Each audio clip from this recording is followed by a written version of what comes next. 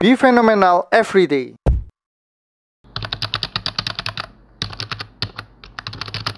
Halo guys, kembali lagi bersama saya di video analisa saham mingguan. Hari ini tanggal 9 ya, tanggal 9 Oktober 2021. Untuk pembukaan saya akan membahas sedikit tentang proses right issue dari Bank Banten ya, dengan kode saham BEX. Nah, seperti teman-teman ketahui ya, BEX akan melakukan right issue di mana come date-nya sudah ya di hari ini. Di hari Jumat kemarin dengan harga tebusnya itu di level 77. Nah, yang akan saya cermati adalah kita bisa melihat prospektus ya dari right issue BEX itu ada di websitenya idx.co.id. Di sini kita bisa melihat ya di keterbukaan informasi. Nah, ada kata-kata yang seperti ini ya. Pemegang saham utama perseroan yaitu PT Banten Global Development tidak akan melaksanakan haknya sesuai dengan porsi kepemilikannya. Artinya BEX-nya sendiri pun tidak akan menebus saham right-nya. Nah, terus ada kata-kata, adapun sampai prospektus ini diterbitkan tidak terdapat adanya pembeli siaga. Nah, jadi di prospektus ini dikatakan bahwa tidak ada pembeli siaga. Namun keluar berita-berita ya yang menyatakan bahwa right issue Bank Banten terkuak Reliance jadi pembeli siaga. Nah, jadi artinya kok muncul berita di tanggal 8 Oktober bahwa ada pembeli siaganya. Nah, kalau teman-teman search right issue BEX itu sudah keluar beberapa berita dari CNBC maupun dari bisnis bahwa Reliance Group siap jadi pembeli siaga.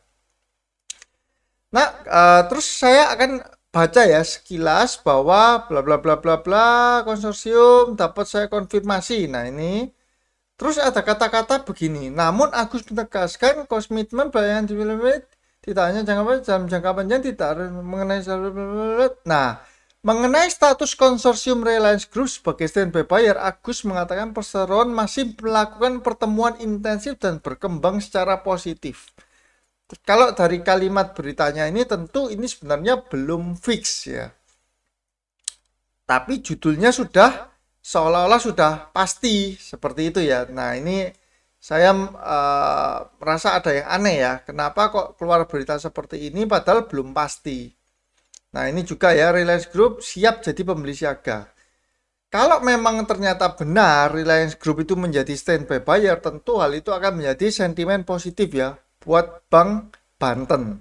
Namun kalau ini hanya sekedar berita yang dikeluarkan untuk supaya retail mau menebus ya saham BEX, kan dana yang dihimpun targetnya besar ya 1,8 triliun, terus BEX-nya sendiri tidak mau menebus ya. Jadi kalau berharap dari retail tentu akan sangat besar ya angka 1,8 triliun itu. Ya, semoga saja Reliance Group ini benar-benar ya menjadi standby buyer ya, bukan cuman berita yang dikeluarkan supaya menarik minat retail untuk menebusnya. Nah, ini untuk intronya ya. Jadi saya bahas BEX yang berkaitan dengan berita standby buyer dari Reliance. Oke, sekarang saya akan masuk ke IHSG. IHSG masuk ke ini ya, bullish sekali IHSG-nya sudah mau mendekati level 6.500 ya. Dan kita bisa melihat ya untuk foreign flow-nya juga masuk sangat banyak ya. Ini di garis biru ini asing seminggu ini juga masuk gila-gilaan. Untuk harga batu bara sendiri sudah di level 225 ya, masih belum kemarin sempat koreksi, terus hari ini masih tidak terlalu bergerak ya di saham batu bara. Nah, kita bisa melihat juga di sini ini ya IHSG di 6481 penutupannya naik 1% dengan volume transaksi 15 triliun ya. Dan di hari Jumat asing masuk 1,73 triliun ya. Dalam satu hari saja, hari Jumat. Kalau kita cermati satu minggu asing masuk 10,3 triliun. Ini luar biasa sekali ya. Jumlah asing masuknya. Nah, saham apa saja sih yang paling banyak dibeli oleh asing dalam waktu satu minggu ini? Ini kita bisa cek ya di buy value ada BRI, BCA, Mandiri, Pegas, Astra ya. Nah, ini adalah saham-saham blue chips ya, saham blue chip semua. Kalau asing sudah masuk di sini tentu IHSG-nya akan terdongkrak naik. Oleh sebab itu ya teman-teman yang sudah memegang saham-saham blue chip selamat ya, karena saya yakin teman-teman portfolionya plus cukup banyak lah ya dengan memegang saham-saham blue chip ini, mengikuti si asing, pergerakan si asing.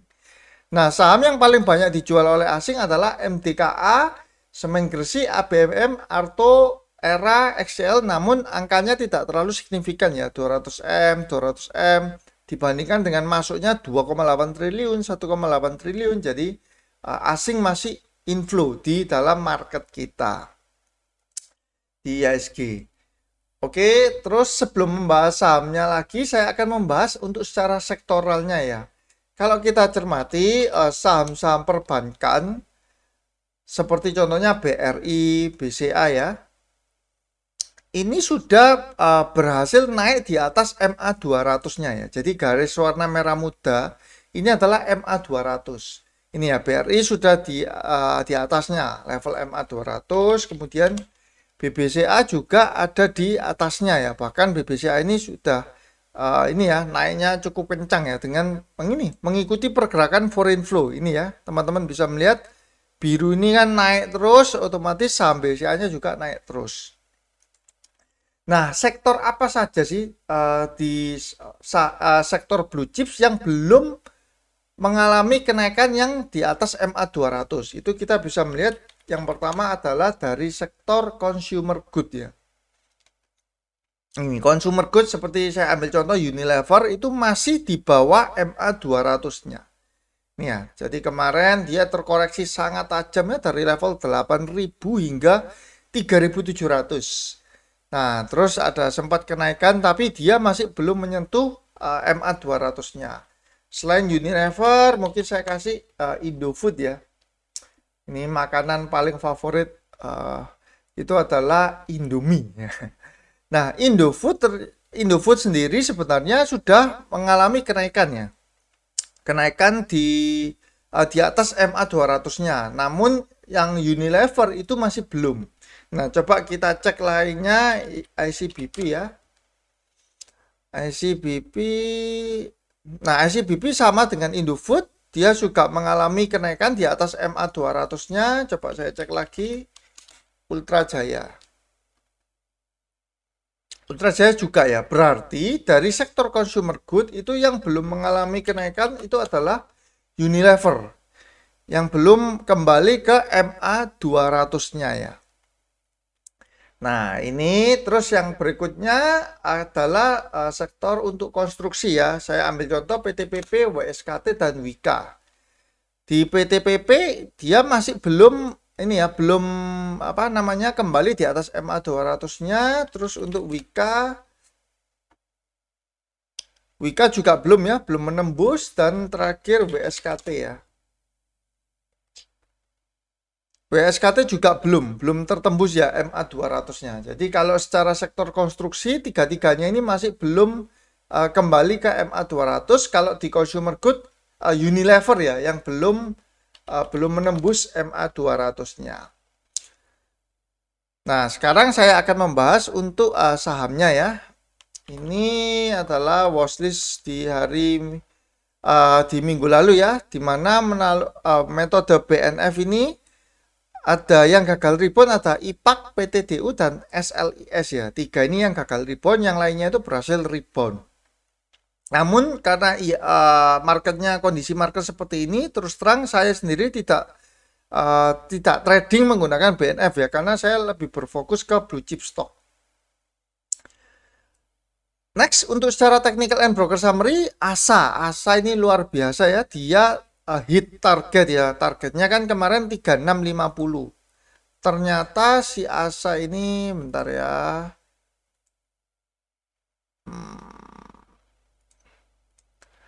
ASA sudah 3890, bahkan sempat highest-nya 4000. Nah, angka-angka yang menjadi level psikologis ini yang menjadi cukup kita harus waspada ya, karena biasa dimanfaatkan oleh pihak untuk take profit ya. Ini seperti contohnya 4000. ASA jadi dia hit target, yang kedua ada Pegas ya, targetnya 1350, dia juga hit menjadi ini closingnya di 1485. Terus ada BRI juga hit target di 4100, ini sudah kelewat ya. Telkom 3800 juga hit target. SMDR ini mengecewakan ya, dia tidak kemana-mana harga sahamnya SMDR. Nah ini ya masih di level 705, kemarin kan di level 710 minggu lalu. Pepro marah turun 2 poin ya, 76 menjadi 74, jadi down. Dan terakhir adalah Astra juga hit target ya. ASII ada di level 5.900. Nah, untuk minggu ini adalah di analisa BNF metode, ini ada BCIC, Kios, terus ada dua LIPO ya, MLPL dan MPPA. Nah, dua saham ini tertekan setelah keluar berita bahwa emitennya sendiri berjualan ya. Berjualan di dua saham ini. Tentu menjadi sentimen negatif dan akhirnya direspon buruk oleh market. Walaupun sebenarnya untuk MLPL itu harga jualnya sudah di bawahnya ya. Harga sahamnya sekarang sudah di bawahnya harga jualnya emiten. Emitennya kan menurut berita di 480-an ya. Sekarang harga saham MLPL di 418. Sudah di bawahnya. Nah, mungkin teman-teman bisa cermati ya kalau mau scalping jangka pendek di MLPL ini. Untuk menggunakan metode BNF ini. Terus ada MOLI, PTDU, SOTS, dan yang lainnya mungkin tidak terlalu familiar ya saham-sahamnya.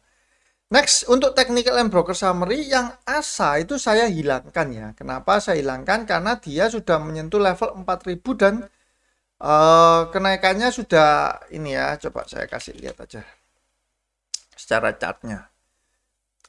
ASA ini masuk di watchlist ini di level 2600 ya, di beberapa mungkin sekitar 1 bulan yang lalu ya.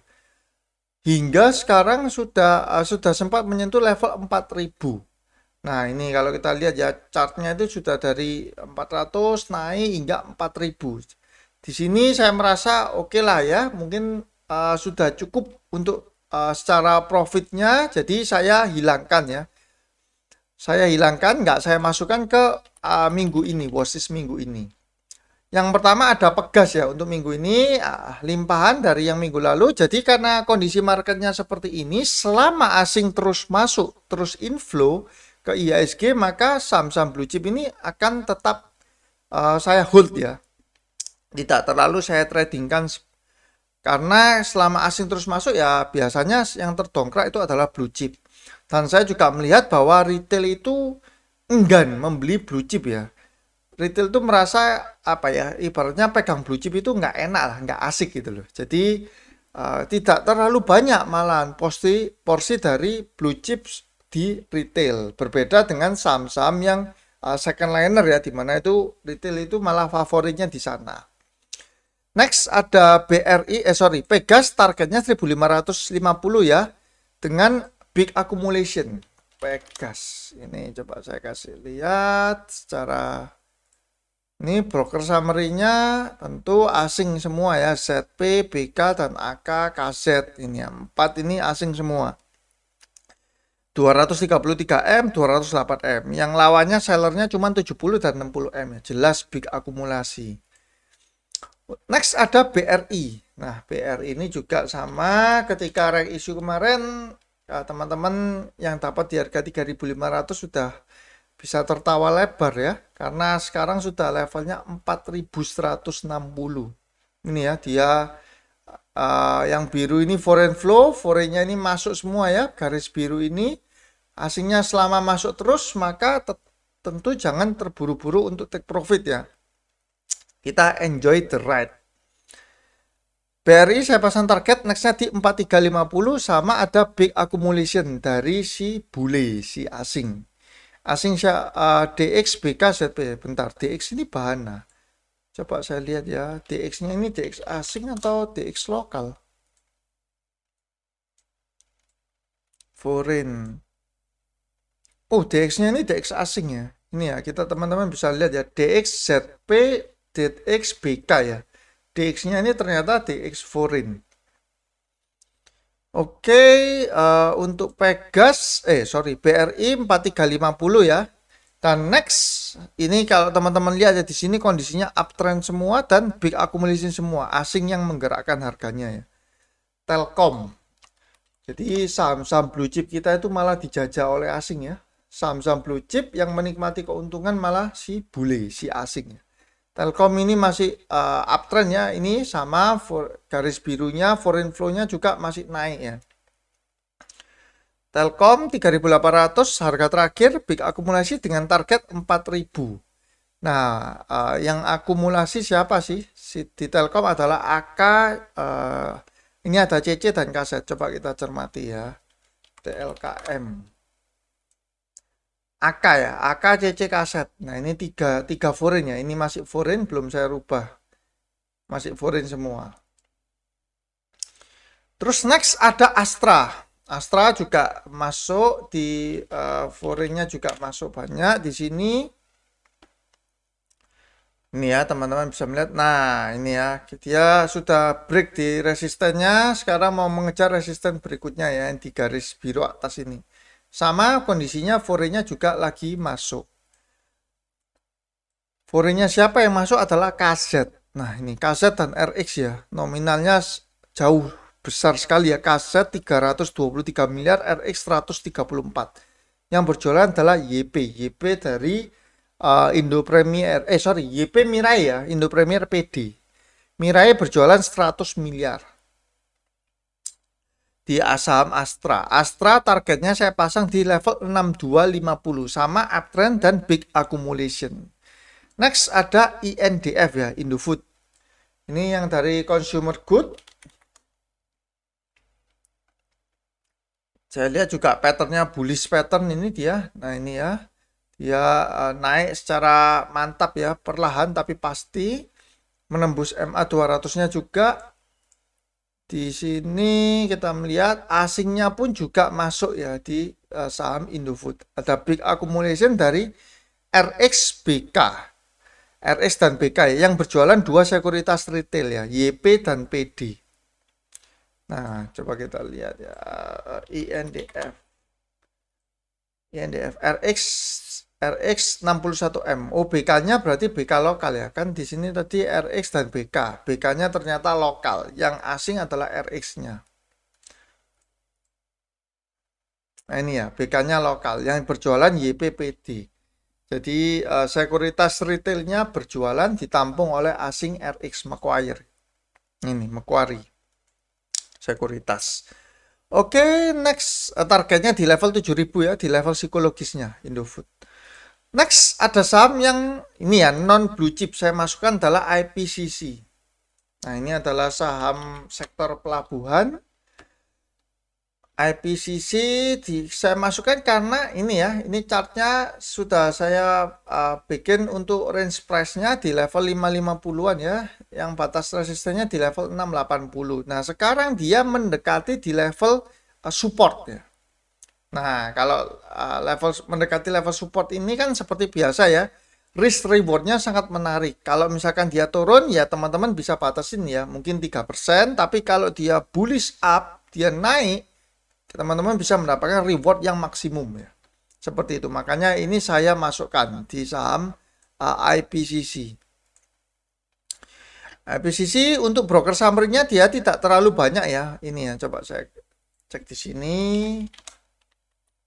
Nah, teman-teman yang mau masuk ke saham seperti ini harus memperhatikan volume. Karena ini lihat ya, value-nya satu hari transaksinya cuma 3 miliar. Kecil sekali kan.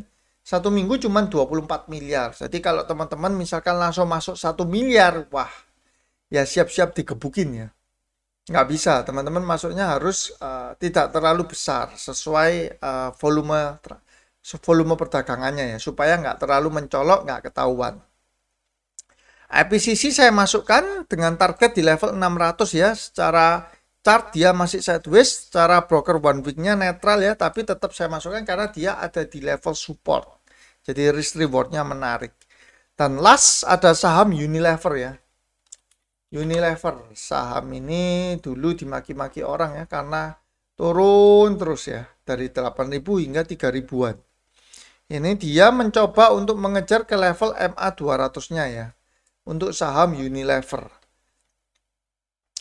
Saya pasang target di level 5.050. Ada big accumulation. Coba kita cek ya dari sekuritas apa yang akumulasi. YU ini CMB Niaga ya. YU 164M yang berjualan BK. BK-nya jualan cukup banyak juga, 131. Kalau yang tadi kan mencolok ya antara buyer dan seller. Yang ini buyer dan sellernya tidak terlalu berbeda jauh, YU dan BK.